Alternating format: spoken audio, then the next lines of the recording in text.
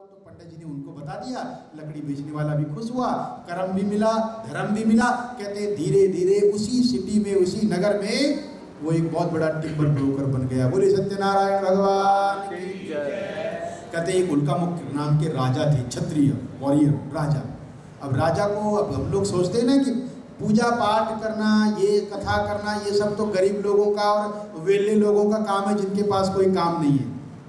नहीं, सत्यनारायण कथा बताती है, भागवत कथा बताती है। भागवत किसने शुरू की? परीक्षित जी महाराज ने, राजा कि राजा बन जाओ। लेकिन राजा परमात्मा से बड़ा नहीं होता, भगवान से बड़ा राजा भी नहीं है।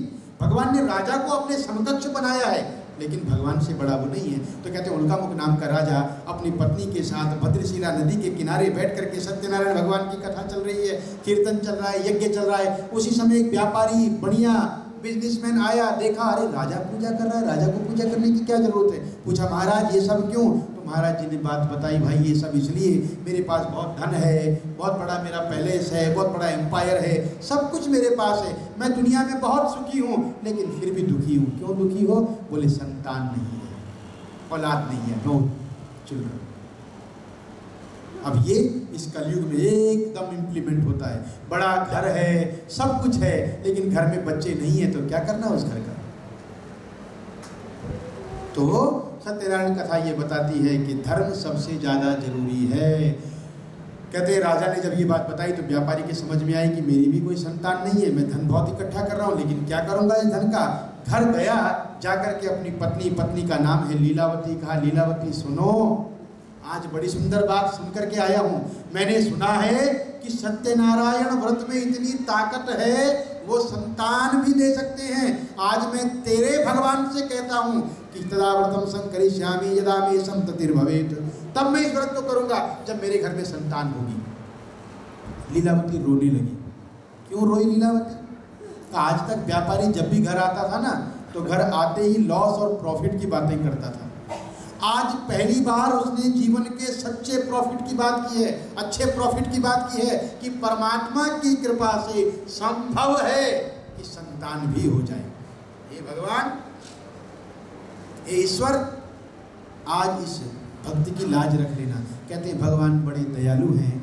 जब समय आता है, हमारे कर्म कट जाते हैं या हमारी पुकार सच्चे मन से होती है, तो परमात्मा एक्सेप्ट कर लेते हैं। कहते हैं जो लीलावती है वो पति धर्म का पालन करते हुए भगवान की कृपा से गर्भवती हुई, प्रेग्नेंट हुई, और 10वें महीने में उनके घर में एक सुंदर कन्या ने जन्म लिया। बोलिए सत्यनारायण भगवान की जय। एक बेटी पैदा हुई। सत्यनारायण कथा ये कहती है, घर घर की कथा, ये छोटी सी कथा सब लोगों को याद है। कहती है बेटियों से प्यार करो, बेटा चाहिए, बेटा चाहिए, बेटा चाहिए। ये तो दुनिया करती रहती है, बेटी किसी को नहीं चाहिए। लेकिन याद रखो, बेटी और बेटा होगा कहाँ से जब बेटी नहीं होगी दुनिया में। बेटा कहाँ से मिलेगा जब बेटी नहीं होगी। सत्यनारायण कथा को प्रैक्टिकल लाइफ में लेकर के आओ, समझ में आ जाएगा। हमारे ऋषियों ने हजारों साल पहले कितना बड़ा मैसेज दिया कि सत्यनारायण कथा भगवान विष्णु की, male god and giving female child, बेटी दी। क्यों? कि बेटा मिले या बेटी मिले, दोनों को बराबर प्यार दो। समय नहीं है ज़्यादा एक्सप्लेन करने का, आगे बढ़ते हैं। बेटी का नाम उन्होंने कलावती रखा। अब पत्नी गई, धर्मपत्नी थी, बोले सुनो जी, आपने वादा किया था कि जब बेटी हो, बच्चा हो जाएगा तो कथा करेंगे, भगवान का नाम लेंगे। बोले छोड़ो ना, इसकी शादी के टाइम में करेंगे। अपनी पत्नी को आश्वासन दे करके और व्यापार की तरफ कहते हैं चले गए। कुछ समय बीता। आफ्टर 9 years, 9 साल के बाद जब देखा बेटी बड़ी हो गई है, अब तो ये कन्या हो गई है। पहले के समय में कन्यादान, आज कहते हैं कन्यादान, माफ़ करना, बुरा नहीं मानना, ये जमाना बदल गया है, पर हमारे विचार नहीं बदले। कहते हैं कन्या किसको कहते हैं कि 10 वर्षणी भवेत कन्या। आप लोग कंजकें कितने साल तक खिलाते हैं? मैक्सिमम 10 साल तक, क्योंकि यहीं तक कन्या है, उसके बाद कन्या नहीं है ना। तो 10 साल की जब बेटी, 9 से 10 साल के बीच में जब बेटी हो गई, व्यापारी ने देखा कन्यादान करना है, तो क्या किया जाए कि कुंवारी कन्या जब तक है तब तक कन्यादान किया जाए। अब क्या किया जाए? तो अपने भाई बंधुओं को बुलाया, एक अच्छा लड़का देखा और वणिक पुत्र गुणान्वित। अब लड़का कैसा देखा? सत्यनारायण कथा ये बताती है बड़िक पुत्र गुणान्वितः, गुणों से युक्त देखा, जिसमें गुण थे, वैल्यूज जिसके अंदर थी, जिसको जीवन जीना आता था, ऐसा सुंदर बालक उन्होंने देखा। विवाह संस्कार किया। कहते हैं विवाह संस्कार करते वक्त व्यापारी क्योंकि बूढ़ा हो गया, अब मेमोरी थोड़ा सा कम हो गई तो कथा करना भूल गए। सुख में हम सब कुछ भूल जाते हैं, दुख में सब याद आता है। यही सत्यनारायण कथा बताती है। व्यापारी अपने दामाद को, सन इन लॉ को लेकर के व्यापार करने के लिए रत्नसारपुर गया, जहाँ के राजा चंद्रकेतु थे। अपनी फेरी लगाई समुद्र के किनारे, अपना काम, अपना बिजनेस स्टार्ट किया। भगवान की माया देखो। कहते हैं राजा के बैंक में चोरी हो गई, 2 चोर पैसा चुरा करके भाग रहे थे, पीछे से पुलिस आई। अब चोरों ने देखा कैसे बचे, वो सारा पैसा उन्होंने वो फेरी वालों के पास रख दिया, जहाँ पर व्यापारी बैठा है। इस कथा का मीनिंग है हमेशा सावधान रहो कि माना तुम्हारी नाव किनारे पे है खड़ी, पर तूफान का भरोसा क्या, आ जाए किस घड़ी। मालूम नहीं कब कौन सी वेव आ जाए और हमें कहाँ बहा करके ले जाए। इसलिए हमेशा केयरफुल हमें रहना चाहिए। सत्यनारायण कथा का मैसेज है। कहते हैं कि अब व्यापारी वहाँ पर बड़े आराम से बैठे थे, इतने में राजा की पुलिस आई। पुलिस ने देखी कि सारा पैसा यहाँ पर है जो बैंक से चोरी हुआ है। दोनों व्यापारियों को पकड़ा, जेल में डाल दिया। व्यापारी ने कहा महाराज हमने चोरी नहीं की, हम तो व्यापारी हैं, कई साल से बिजनेस करने आ रहे हैं। लेकिन किसी ने उनकी बात नहीं सुनी। क्यों? वक्त खराब है। भगवान की माया है। कहते हैं इधर घर में लीलावती कलावती है, बड़ी लग्जरी लाइफ है, घर में सब कुछ है, लेकिन रात को रॉबरी हो गई, सारा धन पैसा चोरी हो गया, घर में कुछ नहीं रहा। अब लीलावती कलावती भी घर घर जाकर के भीख मांगने लगी। स्पेशली कलावती जो है वो घर घर जाकर के भीख मांगती है। एक दिन उसने सोचा आज मंगलवार है, मंदिर लगा हुआ है, बहुत सारे भक्त आए हैं और बड़ी भीड़ लगी है, लंगर बना हुआ है, कुछ प्रसाद खाने को मिलेगा, खुद भी खाऊंगी और माँ के लिए भी लेकर के जाऊंगी। कथा सुनने बैठ गई। 9:10 हो गए। देखो टाइम, मैं क्या करूं, सत्यनारायण कथा 9:10 हो गए। अब कलावती को डर लगा। सत्यनारायण कथा में लिखा है ये, बेटी को देरी हो गई, अब वो घबरा गई, प्रसाद लिया, तिलक लगाया, घर गई माँ के पास। माँ ने बेटी को डांट लगाई। सत्यनारायण कथा ये बताती है माँ को चाहिए कि वो अपनी बेटियों का स्क्रू थोड़ा टाइट करके रखे। बुरा नहीं मानना बेटियाँ, कथा में लिखा हुआ है। माँ अपनी बेटी को इसलिए डांटती है कि दूसरे घर में जाएगी तो मेरी बेटी को मेरे अलावा कोई और ना डांटे। सिर्फ माँ अपनी बेटी को डांटे, सासू माँ ना डांटे। क्योंकि सासू माँ जब डांटेगी वो भी माँ है, पर जब सासू माँ डांटेगी तो उसमें सासू लग जाएगा ना, मदर इन लॉ हो जाएगा ना, मदर नहीं होगा। इसलिए सिर्फ मदर डांटे वो अच्छा लगता है। तो माँ अपनी बेटी को हमेशा डांटती है। किसी भी माँ से पूछ लो, किसी भी बेटी से पूछ लो, वो यही कहेगी my mother always scolding me, I don't know why. लेकिन वही बेटी जब माँ बन जाती है ना तो फिर वो वही एक्टिंग करती है जो उसकी नानी ने उसकी माँ के साथ किया। उसकी माँ क्यों? क्योंकि हर माँ ये चाहती है मेरी बेटी को सुख मिले। तो थोड़ा स्क्रू टाइट रखा करो जरा सा।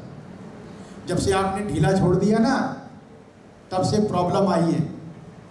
माँ आज मैंने थोड़ा देर हो जाऊंगी, हाँ, because I am having party with my friends.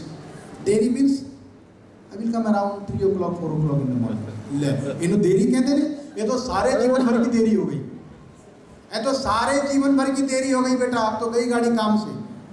हाँ, सत्यनारायण कथा कहती है तेरे मन में क्या है, तू इतनी देर में कहाँ से आ रही है बेटी? बेटी ने कहा माँ मैं कहीं गलत जगह नहीं गई थी। माँ ने कहा क्या एविडेंस है कि तू गलत जगह नहीं गई थी? बोली माँ देख मेरे माथे पे चंदन है, इसीलिए मैं सबसे कहता हूँ मंदिर आते हो तो चंदन लगा के जाया करो। हाँ, क्यों? आपके क्लब में चंदन मिलेगा क्या? पब में चंदन मिलेगा क्या? नहीं मिलेगा। 20 बार बोलो कि हम पब से नहीं, क्लब से नहीं, हम तो मंदिर से आए, नोबडी विल बिलीव। लेकिन जब ये देखा मंदिर का चंदन, लेकिन इसका मतलब ये नहीं कि पर्स में कैरी करना शुरू कर दो।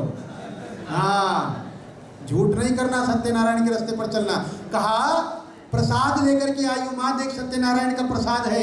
माँ ने प्रसाद को खाया, चूरमे का प्रसाद है। सत्यनारायण प्रसाद की क्वालिटी है चूरमा प्रसाद, ड्राई वन। ओह अच्छा बेटी, ठीक है। माँ मैंने सुना कि सत्यनारायण भगवान की कृपा से सारे दुख दूर होते हैं। माँ हमारा दुख भी दूर होगा, मेरे पति और मेरे पिता घर आएंगे। दोनों माँ बेटी की आंखों में आंसू आई, परमात्मा से प्रार्थना करते हैं मेरा दयालु भगवान दयाद्र होकर के, करुणाद्र होकर के राजा के सपने में गए। बोले राजा दोनों व्यापारियों को छोड़ दे, नहीं तेरा धन पुत्र राज्य नष्ट कर दूंगा। व्यापारी डर गया, राजा डर गया। राजा ने तुरंत दोनों व्यापारी बिजनेसमैन को बुलाया और री इन्वेस्टिगेशन किया। पता लगा ये इनोसेंट व्यापारी हैं, कुछ नहीं किया। राजा ने माफी मांगी, सारा पैसा दिया और कहा सुनो राजा, सुनो व्यापारी भाई, तुमने जरूर कहीं कोई गलती की है, इसलिए तुम्हें ये बेकार में ये परेशानी मोल तुम्हें मिली है। भैया कुछ दान धर्म करो, बड़ा पैसा कमा रहे हो, ये पैसा काम नहीं आने वाला। व्यापारी ने कहा अच्छा महाराज। बाहर गया और व्यापारी ने थोड़ा दान करना शुरू किया। ले भाई, अरे डर के मारे दान करो तो क्या फायदा,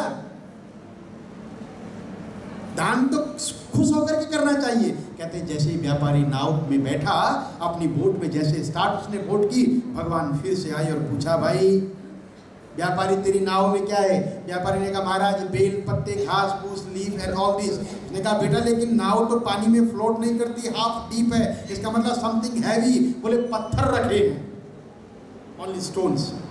बोले जाओ ऐसा ही हो। कथा ये बताती है आपके पास नहीं है तो मत दो, नहीं है तो मत दो, लेकिन नहीं दूंगा ऐसा मत कहो। तो कहते हैं कि अब व्यापारी को बड़ा दुख हुआ जब देखा नाव में कुछ नहीं है। दामाद समझदार था, बड़े पुत्र गुणान्वित था। सत्यनारायण कथा कहती है बेटियों के लिए दामाद अच्छे ढूंढो, दिल को देखो चेहरा न देखो, चेहरे ने लाखों को लूटा, दिल सच्चा। और हम देखते हैं oh very good looking, very handsome boy, is looking like Shahrukh Khan, is looking like Salman Khan. ले ये कोई फिटिंग है बेटी के साथ? दिल सुंदर होना चाहिए, दिल सुंदर होना चाहिए। भगवान कृष्ण हमारे बिल्कुल एकदम काले हैं, तो यहाँ गोरी मूर्ति लगी हुई है, एकदम काले में भी एकदम काले हैं, लेकिन साथ में राधा रानी है। क्यों? दिल अच्छा है, हम सब लोग अपना दिल देने के लिए तैयार हैं। तो कहते हैं बड़े पुत्र गुणान्वित, एक अच्छा सुंदर लड़का था। उसने कहा ससुर जी आपकी वाणी के कारण ये सब हुआ है, तो बेटे क्या करें? बोले माफी मांगते हैं। दोनों ससुर दामाद गए, दंडवत प्रणाम किया, माफी मांगी।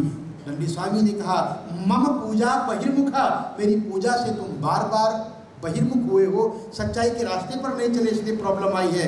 व्यापारी ने कहा महाराज अब ऐसा नहीं करेंगे, माफ़ कर दो। माफ़ी मांगी, चलना स्टार्ट किया। घर में लीलावती कलावती ने सुंदर मंडप सजाया, भगवान की पूजा करते हैं। क्या हुआ? मैसेंजर आया, कहा लीलावती अरे बहन सुनती हो, तुम्हारे पति और दामाद घर आ गए, बड़ा पैसा कमा के आए। बस इतनी सी बात कान में आई, माया देवी ने पकड़ लिया, दोनों माँ और बेटी दौड़ पड़ी। भगवान ने कहा अच्छा ठीक है अभी दिखाता हूँ। विष्णुर माया भगवती ये सम्मोहयते जगत, ऐसा लगा कि जो दामाद है सनिल्लो वो पानी में डूब गया, माया भगवान की। अब लीलावती रोने लगी, कलावती जमीन पर गिर करके पति की चप्पलों को उठा करके छाती पे लगा करके महाविलाप करने लगी।